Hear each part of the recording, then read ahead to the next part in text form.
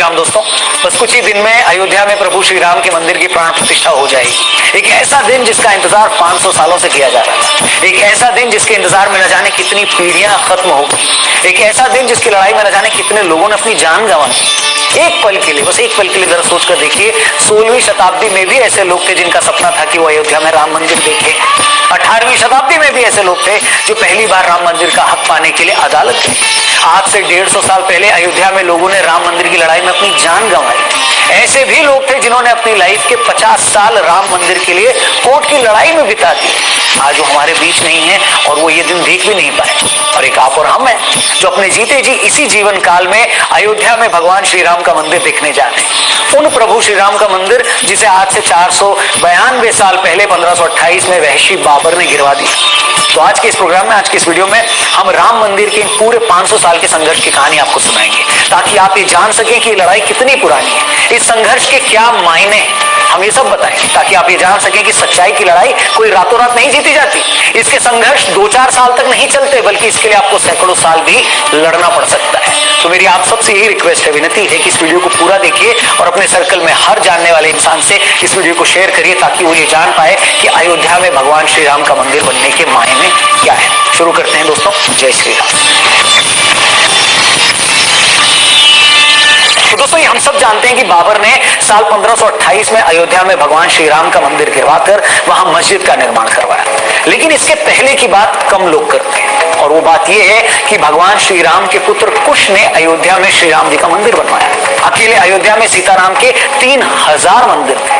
कहा जाता है कि 5वीं शताब्दी ईसा पूर्व इनमें से कई मंदिरों की हालत खराब होने लगी। उसी दौरान उज्जैन के राजा विक्रमादित्य अयोध्या आए और उन्होंने यहाँ के कई मंदिरों को फिर से ठीक करवाया। आने वाले कई सालों तक ये मंदिर यूं ही वहां बने रहे। फिर 21 अप्रैल 1526 को बाबर और इब्राहिम लोदी के बीच युद्ध होता है। 1528 तक बाबर की सेना अयोध्या पहुंच जाती है। कहा जाता है कि तभी बाबर के कहने पर उनके सेनापति मीर बाकी ने उस मंदिर को तोड़वाकर उसकी जगह पर मस्जिद बनवाई, जिसे बाद में बाबरी मस्जिद के नाम से जाना गया। इसके बाद 150 साल बीत जाते हैं, कोई हलचल नहीं होती। ये वो दौर था जब भारत में मुगल शासन की जड़ें काफी गहरी थी। फिर साल 1717 यानी बाबरी मस्जिद बनने की तकरीबन 190 सालों बाद जयपुर के राजा जयसिंह द्वितीय कोशिश करते हैं कि मस्जिद और उसके आसपास वाली जगह उनको मिल जाए। वो जानते थे कि हिंदुओं के लिए उस जगह के क्या मायने हैं, क्या आस्था है। जयसिंह के उस वक्त के मुगल शासकों से संबंध भी ठीक थे, मगर वो ऐसा नहीं कर पाते। लेकिन वो मस्जिद के पास ही एक राम चबूतरा बनवा देते हैं ताकि हिंदू वहां पर पूजा कर पाए। यूरोपियन जियोग्राफर जोसेफ एफेंथेलर, जो खुद 1766 से 1771 के बीच इसी जगह पर थे, उन्होंने भी अपनी रिपोर्ट में राम चबूतरा होने की बात की तस्दीक की थी। ये वो वक्त था जब मुसलमान मस्जिद के अंदर नमाज पढ़ते थे और हिंदू बाहर राम चबूतरे पर पूजा किया करते थे। मगर मंदिर गिराए जाने के 250 सालों बाद भी हिंदू इसको भूले नहीं थे। यूं तो अयोध्या में भगवान श्री राम के हजारों मंदिर थे, मगर वो ये बात नहीं भुला पा रहे थे कि भगवान श्री राम के जन्म स्थान की जगह मंदिर तोड़कर मस्जिद कैसे बना दी गई। 1813 में पहली बार हिंदू संगठनों ने दावा किया कि बाबर ने 1528 में राम मंदिर तोड़कर मस्जिद बनाई थी।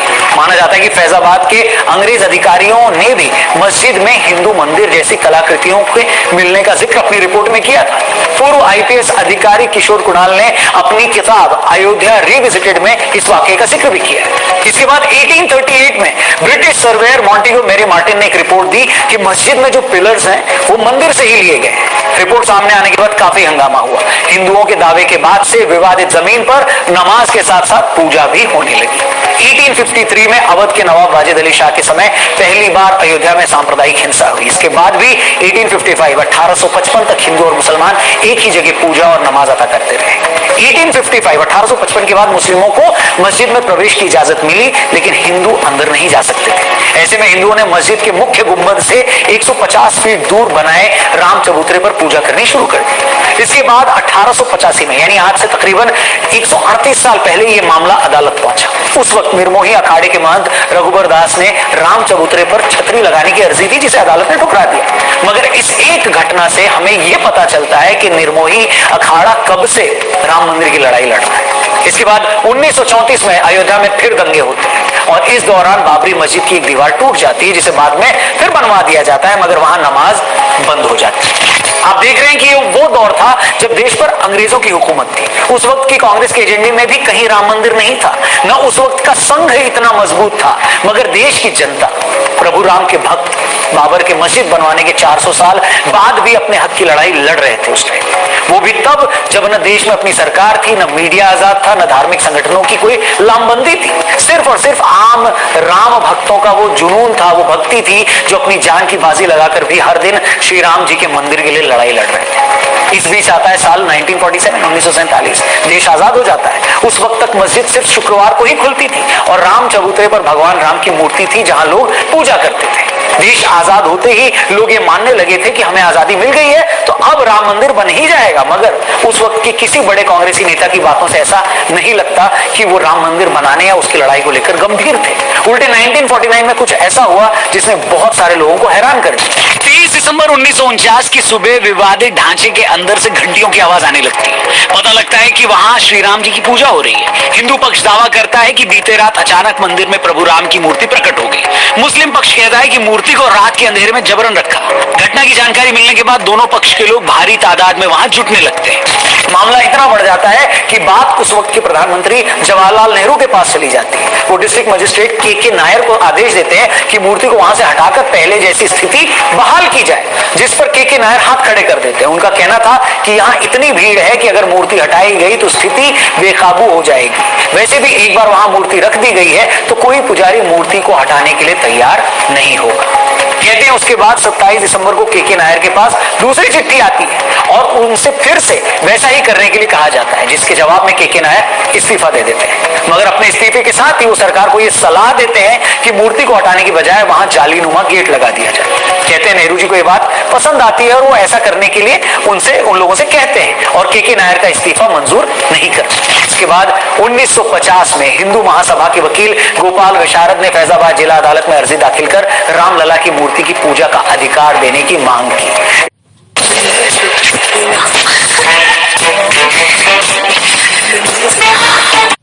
इसके बाद अगले 35 सालों तक हिंदू पक्ष और सुन्नी वक्फ बोर्ड अपने अपने तरीके से उस जगह को अपने हवाले करने का दावा अदालत में करते हैं, मगर कुछ होता नहीं। फिर 1980 में बीजेपी के सामने आने के बाद राम मंदिर आंदोलन को लेकर चीजें बदलने लगती हैं। ये वो वक्त था जब संघ, विश्व हिंदू परिषद और बीजेपी सभी अपने अपने तरीके से राम मंदिर आंदोलन को तेज करने में लग जाते हैं। 1984 में दिल्ली के विज्ञान भवन में एक कार्यक्रम करके ये लोग राम मंदिर के लिए सीतामढ़ी से अयोध्या तक रथ यात्रा निकालने का भी कार्यक्रम बनाते हैं, मगर 1984 में इंदिरा गांधी जी की हत्या के बाद ये कार्यक्रम टाल देते हैं। फिर आता है साल 1986। तब कुछ ऐसा होता है जिसके बाद राम मंदिर आंदोलन की पूरी दिशा ही बदल जाती है। आपको याद होगा शाबानो केस में जब सुप्रीम कोर्ट शाबानो के पति को उसे गुजारा भत्ता देने के लिए कहती है तो बहुत सारे मुस्लिम भड़क जाते हैं और उसे अपने मजहब के खिलाफ इस फैसले को मानते हैं। उस वक्त के प्रधानमंत्री राजीव गांधी मुसलमानों को खुश करने के लिए संसद में कानून लाकर सुप्रीम कोर्ट के उस फैसले को पलट देते हैं। राजीव गांधी जी के इस कदम से फिर हिंदू नाराज हो जाता है, वो इसे मुस्लिम तुष्टीकरण मानते हैं। इसके बाद राजीव गांधी जी हिंदुओं को खुश करने के लिए बाबरी मस्जिद का ताला खुलवाकर वहां पूजा अर्चना शुरू करवाते हैं। अब राजीव सरकार के इस फैसले से मुस्लिम नाराज हो जाते हैं और 6 फरवरी 1986 को मुस्लिम लीडर्स मिलते हैं और बाबरी मस्जिद एक्शन कमेटी बना देते हैं। फिर इसके बाद के सालों की डिटेल में मैं ज्यादा नहीं जाऊंगा, मगर जो दर्शक हमारे नहीं जानते उन्हें मैं बता दूं कि इसके बाद के सालों में लाल कृष्ण आडवाणी जी सोमनाथ से अयोध्या के लिए 10,000 किलोमीटर की रथ यात्रा निकालते हैं। रथ यात्रा के दौरान बिहार के समस्तीपुर में आडवाणी जी को गिरफ्तार कर लिया जाता है। फिर जिस दिन अयोध्या में रथ यात्रा का समापन होना था उस दिन बहुत बड़ी संख्या में कार सेवक अयोध्या पहुंचकर विवादित ढांचे पर झंडा फहरा देते हैं। भीड़ को काबू करने की कोशिश में उस वक्त की मुलायम सरकार कार सेवकों पर गोलियां चलवा देती है, जिसमें कई कार सेवक शहीद हो जाते हैं। इसके बाद आता है वो दिन जिसे बहुत सारे लोग शौर्य दिवस और बहुत से लोग काला दिवस के तौर पर मनाते हैं। तारीख थी 6 दिसंबर 1992। 2 लाख कार सेवक अयोध्या पहुंच जाते हैं। उस वक्त कल्याण सिंह यूपी के मुख्यमंत्री थे और पीवी नरसिम्हा राव देश के प्रधानमंत्री। कहते हैं कार सेवकों के वहां पहुंचने से पहले कल्याण सिंह ने अदालत को यह भरोसा दिया था कि वो ढांचे को कोई नुकसान नहीं होने दें। साथ ही यह भी कहा जाता है कि कल्याण सिंह ने पुलिस को भी आदेश दिए थे कि वो भीड़ पर गोली न चलाए। लेकिन इतने सारे लोगों के वहां पहुंचने के बाद वही हुआ जो होना था। 6 दिसंबर 1992 को दोपहर 1:55 पर पहले एक गुंबद गिराया गया, फिर 1.5 घंटे बाद दोपहर 3:30 बजे के करीब दूसरा गुंबद गिराया गया और शाम 5 बजे तक तीनों गुंबद गिरा दिए गए। इस घटना के महज 1.5 घंटे बाद यूपी में राष्ट्रपति शासन लगा दिया गया। कल्याण सिंह ने अपने पद से इस्तीफा दे दिया। इसके बाद हुए दंगों में तकरीबन 1000 लोगों ने अपनी जानें गंवाई। मुंबई में हुए सांप्रदायिक दंगों में भी 900 लोगों ने अपनी जान गंवाई। इसके 7 साल बाद तक अदालत में इस मामले को लेकर शांति छाई रही, मगर 90 के दशक में बीजेपी के दोबारा केंद्र में आने के बाद तमाम हिंदू संगठन राम मंदिर आंदोलन को लेकर फिर से अति सक्रिय हो गए। पहले देश भर में चल रहे मामलों को एक जगह लाया गया। बाद के सालों में एएसआई को, आर्कियोलॉजिकल सर्वे ऑफ इंडिया को, इस मामले की जांच करने को कहा गया ताकि पता लगाया जा सके कि वहां पहले क्या था। एएसआई ने अपनी रिपोर्ट में यह साफ कह दिया कि जिस जगह विवादित ढांचा था उसके नीचे मिले अवशेषों से यह साबित होता है कि वहां पहले हिंदू मंदिर थे। एएसआई की रिपोर्ट ऐसा पहला साइंटिफिक फैक्ट था जिसके बाद यह सच में साबित हो रहा था कि वहां हिंदू मंदिर ही था। एएसआई की इसी रिपोर्ट को बेस बनाते हुए अदालत ने विवादित जमीन को राम जन्मभूमि ट्रस्ट, निर्मोही अखाड़ा और सुन्नी वक्फ बोर्ड में बराबर बांट दिया, मगर तीनों ही पक्ष अदालत के इस फैसले से सहमत नहीं होते।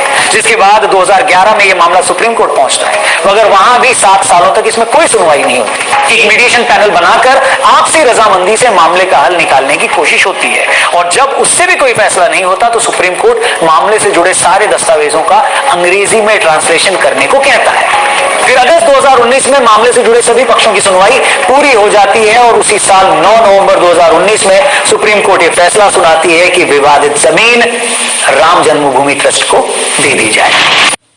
अब मेरी तरह आप भी हर महीने